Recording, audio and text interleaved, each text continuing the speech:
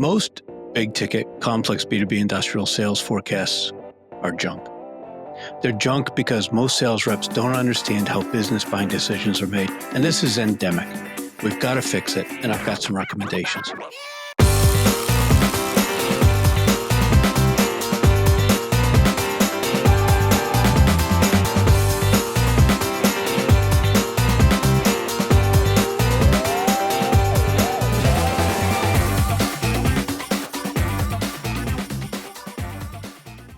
So they have lots of technically interesting and cordial meetings that never actually get to the actual buying decision makers. I'm Ed Marsh. I'm the host of the Industrial Growth Institute podcast, and changing things up a bit today with a solo episode because there's a topic that I've spent a lot of time thinking about that I think causes lots of problems in the B2B industrial world of complex sales, and that's what we're going to focus on today. What do I mean by complex sales? Well, big ticket, say more than $100,000, large buying team, 8 to 12 people, long sales cycle, say 3, 4, 5, 6 to 12 or 18 months, and significant business and professional impact in case of a mistake. I mean, nobody wants to make a mistake buying a $100,000 reefer truck, but you can go and rent one tomorrow if you need to, and it doesn't shut down your factory if you buy the wrong one. But if you buy the wrong $100,000 production scheduling software or some kind of a critical piece of processing equipment, you've got a real problem if that's wrong, if it's a mistake. So first, some context. Why do I think this is a critical issue now? Let's run through some stats on how difficult sales is today. These come from various places, including research from Trust Radius, Pavilion, Sixth Sense, and the Jolt Effect book primarily. So here's some numbers. 40 to 60% of reps are missing quota. Forecasts are horribly inaccurate. Many execs I speak to waste hours trying to dig through detail, ask questions, recast it to try to see what's realistic. And it's embarrassing, in meetings with investors and owners and banks to promise, oh yeah, next quarter is looking good. We got all these deals that are going to close. They're due to close. We're confident about them, and it doesn't happen. 40 to 60% of sales deals end in no decision. Nothing was ever bought. These were deals that somebody said, yeah, this is looking good. We put a close date on it and a likelihood that we're going to win the deal.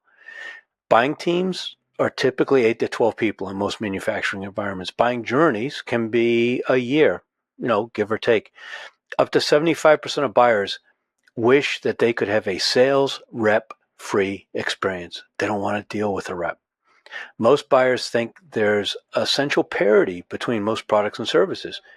These features that your R&D team has stayed up late and you've done press releases about them, you think they're critical differentiation. They're not, at least as far as buyers are concerned. Roughly 80% of the time, the first vendor who's contacted wins the order. And 70% of the time, the vendors on the short list were known to the buyers before they even began a project. 84% of the time, there is no change in the specification once the vendors are contacted. So in other words, all this great stuff and confidence about how your team can go in and explain why your features are important, why your product's better, it's just not effective. Of course, there's other scary news here too. If your company's prospecting consists of outreach to uncover pending opportunities, you're fighting an uphill battle. They probably know, your prospects probably know what they want to buy and from who. I'm sure, of course, they'll appreciate your third quote and your free consulting and, in the unlikely chance you help them think of something they hadn't thought of or bring a different perspective, but you're not likely going to win the order. So that means we need to get good at creating projects rather than just finding them. And all of this together means that selling is harder than it's ever been. And so reps need to be better. But, it's a big but. Reps need to be better and in different ways. So it's not doing the same things they've traditionally done, but doing them, more efficiently with AI. We need to up the game. They need to bring business acumen and business finance familiarity to conversations. They need to differentiate your company by the quality and depth of the conversations they have and how they help prospects visualize the existing gap between the current state and the desired state, and their ability to engender trust and confidence that they and you, your company by extension, can help to achieve that. But here's the rub. Most industrial sales efforts focus on the final in a series of 5 buying decisions. They focus on the vendor selection. That's the last step. And the conversations are based on the product or the service. Sales reps are often hired for their ability to be conversant in technical detail. The conversations, of course, are the ones they're comfortable having with technical buyers. In other words, folks like controls engineers and plant engineers and process engineers, people like that, IT, they are charged with making sure that the machinery, and many of my clients sell capital equipment, so in this case we'll talk about machinery. Those engineers are charged with making sure that the machinery they purchase is thoroughly vetted, that the concrete footings are correct, in the right places, poured correctly to support the right weight, line layouts are carefully planned, utility requirements can be accommodated, the raw material, the incoming and outgoing material flow works, that speeds and surge capacity are adequate, current and planned material types and sizes and volumes are feasible, and on and on and on. All the critically important details, those are the conversations reps know that they can handle. And they're very comfortable, most of them, when they don't know the answer. They make a list and they've got internal experts to who they turn for, specific answers. But remember from the statistics above, this is to make sure that the specification that has been created is met by the vendors. As much as we'd like to talk about total lifetime value, the lifespan, the durability of our solution, the parts availability, support access, and other kinds of factors that we think are important, I can tell you from firsthand conversations, most buyers just assume that. So it doesn't matter if you get warm and fuzzy feedback, that a project engineer really appreciates the depth of knowledge and technical expertise of your sales team. The biggest decision to which they're going to contribute in most cases is a vendor selection. Which vendor is most likely to succeed if this project moves ahead? Now, I'm not diminishing the importance of this function at all. What these engineers do is critical. We've all seen the nightmare outcomes when details are overlooked, and there's massive disruption and horrendous costs, and people lose their jobs, and you got to get it right, and folks are charged with that, and that's their job. They're doing exactly what they're supposed to do. But nobody buys enterprise manufacturing software because they like the data table structure. Nobody buys capital equipment because the HMI is well designed and intuitive. They make those purchases, whether it's hundreds of thousands or millions of dollars, because of the outcome, what it means for the business, how it changes the condition of the business. These are business decisions. Capital is not unlimited. Capital is scarce. It must be allocated. Engineers can and should and do offer opinions on how likely a project is to deliver the outcome on which a justification is built. But somewhere, some person or group of people make business decisions about investments. And if we're not speaking to them, we're entirely at the mercy of whatever ideas and vision they have, right and valid or wrong and misguided. And to forecast a likelihood of close in your pipeline without knowing who's making that money decision, how and when, just based on reassuring technical meetings, that results in the silly forecasts that we see. I mean, I hope you hear, as I'm describing it, how actually absurd it actually is when we think about it in detail. So let's look at what these 5 buying decisions are. First, are we going to put any resources into evaluating whether this is a problem that should be potentially solved, and what potential solutions are there, et cetera? Second, are we going to request capital? Third, will capital be approved? Fourth, how will we select a vendor? And fifth, the vendor selection. Now, the vendor selection, I think, as we dig into it, you're going to see that fifth decision is the one where almost all your sales efforts are concentrated, and it completely ignores the business decision. But let's look at each in a bit more detail. So 1, are we going to put any resources into evaluating this? If a company thinks that they can save material money or create opportunity, they'll task someone with doing some research. And if they don't have resources to dig in a little bit and do some research, then guess what? They're not going to have resources to actually support implementing a project, even if they've got unlimited capital. So this research, it could be the CFO checking on historical numbers. It could be an engineer doing some time studies, or a consultant suggesting some options. But if there's no commitment of official, if there's no official commitment of some resources to investigate, with the goal of the research being to establish, or without there being a clear timeline, goals for the research, an accountable person, and a plan for evaluating the findings, then there's nothing to work on. I mean, just to be clear, there are times when sales reps get involved here. Sometimes there's a feasibility question. Maybe a company has allocated some resources to do this research, and the question is, can this even be done? Does anybody have a solution that will accomplish it? What's it cost, order of magnitude? And so at this stage, some order of magnitude pricing and an understanding of what sorts of factors might impact that pricing are relevant. But there's no project that's appropriate to forecast with any likelihood of close. Maybe you put it in your pipeline as something that's pending, and you make sure that you stay in touch with people and continue to add value through the process, but you can't put it in your forecast as likely to close. The second decision: will we request capital? Now, this one's important because often sales reps assume that they can do some simple ROI calculations that, we've all seen them. It means that this project's a layup. Say it costs $200,000 and pays itself back in 9 months based on their cursory understanding of the business cost and objectives. But here's the thing. First of all, there's probably lots of other data behind the calculations that may impact them, and assumptions that we may make as salespeople which are faulty.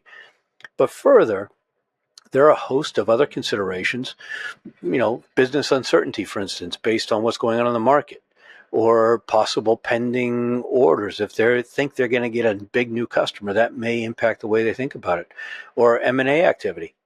And there may be too many other projects. Yeah, sure, this one makes sense kind of in isolation, but what if it's not the highest priority? And what if there aren't enough people to manage projects? What if there's no time in the calendar to shut down production to implement a new machine? Perhaps it creates too much disruption with a key customer's production. Sales doesn't want to support it. Or all the available money in the capital budget maybe is going into cybersecurity this year, regardless of how much they'd love to do some operational improvement. Often the people at the plant level don't have clear insight into these corporate priorities. Sometimes they're not even clear at a local level what the priorities are. They've got a specific range of responsibilities they have, and that's where they're working. So even at the people at the plant level, they may stack rank projects since they can't ask for everything that they'd like. And this is where consultative sales and establishing a compelling reason to buy are so important. It's also a decision that owners and senior executives may be able to make, with the board, shifting priorities. Some of these questions about how to allocate resources.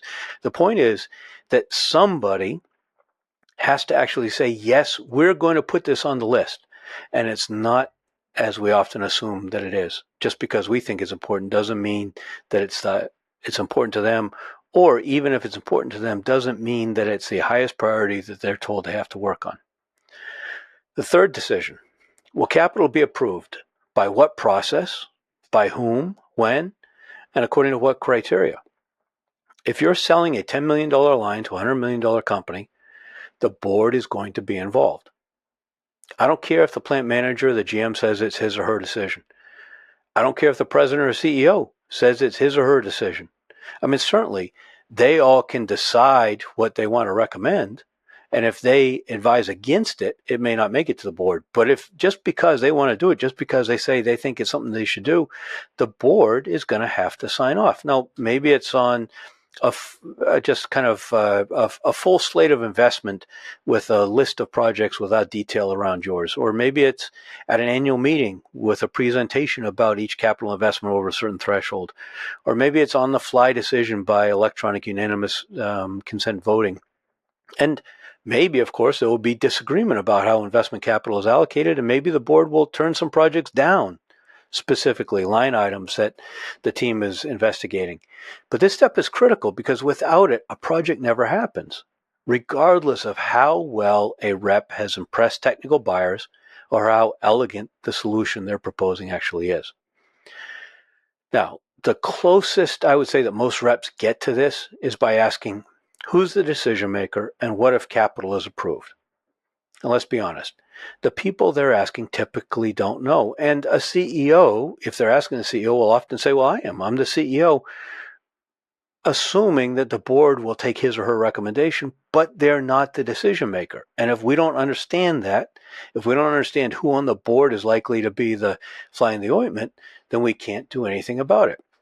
So people that we ask those questions often don't know, or they give us a comfortable answer, or they give us what they think is an honest answer without thinking about what the process is actually going to be. I mean, after all, how many times have you heard, well, we're pulling it all together and then we're going to send it up the flagpole? Well, guess what? That means there's somebody else deciding, and there's opacity around who that is. So if you can't answer these questions quantitatively and qualitatively, and if your reps can't answer them, and if you haven't ideally had conversations with key players, maybe even a board presentation and a clear identification of what projects yours is competing against for the same capital, then you can't consider your project 90% likely to close. You just don't know. You're guessing based on the feedback you're getting from the technical buyers. All right. The fourth buying decision is how the vendor selection will be done.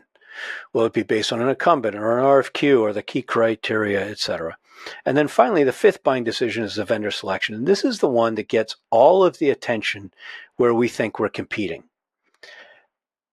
We could be just virtually chasing windmills because the people in charge have no intention of funding what we're talking about. If we don't know, for instance, that a project they're asking us to provide a detailed proposal for how we would handle a certain kind of a manufacturing situation, if that is solely to help them prepare their bid for a large customer opportunity they're working on, which, of course, their forecast is likely to be about as reliable as ours is. So no matter what they tell you, it's probably not reliable. We don't have, no matter how much they like our technical solution, no matter how much they think it fits exactly what they need to do, if they don't get that order, they're not going to invest in this, and we don't have a project. So this tells us a couple things. First, we need reps, sales reps, who have the presence, the business acumen, the financial familiarity to converse with folks who are approving or not approving, disapproving capital. Of course, they also need to be able to speak with line workers and maintenance managers as well as engineers. They need to be chameleons, able to have appropriate conversations across all of those. But it means that simply hiring somebody for their industry experience is an asinine threshold. I mean, seriously, think about it. Because they have had 3 stints of 3 years with 3 people in the industry, yeah, they can have those conversations with technical buyers. They may even have some in their Rolodex. But think about what that means. If it's a 12-month sales cycle, they get hired. They go through the onboarding period. They need time to ramp up. They go through a sales cycle. It's not happening. Somebody starts to look at them, maybe start to hold them accountable. Maybe they get put on a PIP and they understand what's coming. And so 3 or 4 years later, they leave and they go and they do the next iteration. They do the next iteration. These are not superstars. If they were superstars, they'd be staying there. Of course, maybe the company's acquired and it changes the culture. And of course, there are legitimate reasons why people leave. But the point is that simply hiring people for their ability to be conversant in technical details only helps you maybe with the first buying decision, maybe if they've got good relationships and they can influence the fourth buying decision, and with the fifth one, the vendor selection. But if you're not part of the short list, you're not going to get the order. If that short list is working on an RFQ that was partially created with the help of another one of your competitors, you're not going to get that order. Only 16% of the time can you change that. So this is critical.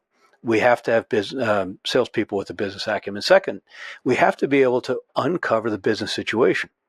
What are their priorities? Where is capital going? What happens if this project doesn't get funded? How do they see this as changing their business?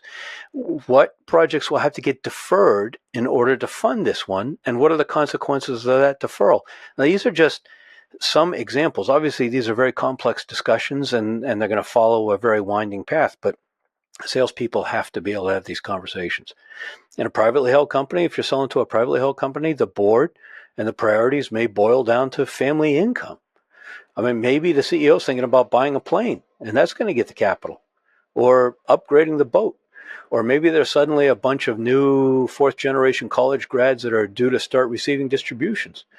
Maybe the company's thinking about selling and they want to shore up their financials at the expense of short-term operating deterioration. They're willing to forego doing things they know would help the operation just because they want strong financial statements. In a large publicly held company, you're not going to speak to the board. We can be realistic about that. And your $2 million project will probably be embedded in some line they see on a slide. But the division president or the regional VP or somebody at that level, they know what's going on. And that's where our sales reps should be speaking in those situations. Average sales reps that are talking to technical buyers are never going to know any of this. That's not a knock on the technical buyers. And, it's not a knock on the sales reps either. We've hired them, and this is what we've told them we want them to do. As far as the technical buyers go, often they don't know, and they're not invited to ask or participate. They put their recommendations and requests in the required format, and as we already talked about, they set it up the flagpole. And then they sit waiting with the same anticipation and dread as you do, because in many cases, they want these projects to happen because it's going to make their job easier. They just don't know what's likely to occur. This means, of course, that our forecasts are completely unreliable. I mean, think about yours. Can your reps answer qualitatively and quantitatively the kinds of questions that I've asked so far in this conversation? If not, they're just hoping.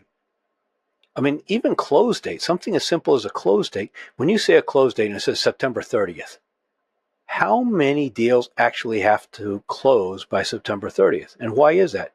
Because the rep needs a deal in the quarter and hopes that he or she will get it and hit their number, or because the technical buyer hopes to cross it off their list by then, or they were told, the company wants to have it figured out by the end of Q3, or because there's a compelling business reason why that deadline can't slip, some sort of a regulatory reason, or the tax rates will change if the capital isn't spent, or whatever the case may be.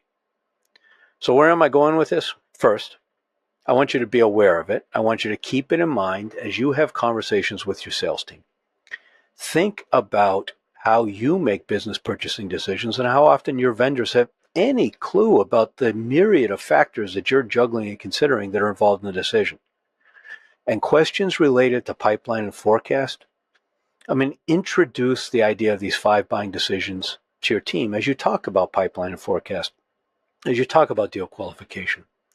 Second, you got to recognize this demands superb talent, sales training, sales coaching, sales process, sales methodology, role-playing, deal qualification scorecards, playbooks, a lot of frameworks in order to make this all happen, and the right people. These conversations are hard. They're not going to feel natural. It's going to take work to build the right team that can do this. Now, here's my little pitch. I help companies put this stuff in place, find the right people, coach them, establish a methodology, build the process, build the playbooks, all that kind of stuff that's necessary to make this work. But here's the thing. And so now you've heard the bad news, the hard work that's going to be involved. Here's the good news. You're going to be the only company doing this, and your team is going to be able to create projects rather than simply react. You'll be differentiating your company because none of your competitors and none of the companies competing for the same capital for different projects are going to be doing this. So that means that you will be able to establish your business as different, not based on simple features, but based on the way you're selling, based on the conversations, the quality of conversations that your salespeople are having. And you're going to be able to influence the outcomes because you're going to be participating in conversations where these critical decisions are made, as opposed to just sitting there looking at your pipeline every week or every month, believing that someday suddenly lightning's going to strike. If you don't do this, you're not selling and you're not accurately forecasting. So please understand this framework of 5 buying decisions. It may not apply precisely in your industry or your specific go-to-market approach, and you may see differences in the specifics of where you're of your particular situation. But for most B2B industrial complex sales situations, it's pretty close. It's a good framework to use. You might even think about how to fold this into your sales process milestones, your deal qualification scorecards, and more. So that 5th buying decision, the vendor selection, where all of the technical conversations happen, is not a determinant of whether this project is going to close. That decision happens in capital allocation, somewhere earlier in the process or in parallel, and often in an opaque way. We have to figure out how to see into that opaque decision. Otherwise, we're not selling. I'm Ed Marsh. I host the Industrial Growth Institute podcast. Most episodes have a guest where I ask them a number of questions about some very specific expertise they have and try to tease out some actionable insights for you to consider. Going forward, I think the podcast, I'm going to mix it up a little bit more. Some free-form conversations, shorten the interviews up a little bit, and perhaps some more specific commentary like this. So please drop your comments below if you strongly disagree, if you agree, if you've never thought about it, whatever your reaction is to this, please drop some comments. I'm happy to read them and respond to them. You do the rest of the drill, like, share, and by all means, please subscribe as well. Pass this along to people who you think would get some value from it. Appreciate your tuning in for this episode of the Industrial Growth Institute podcast.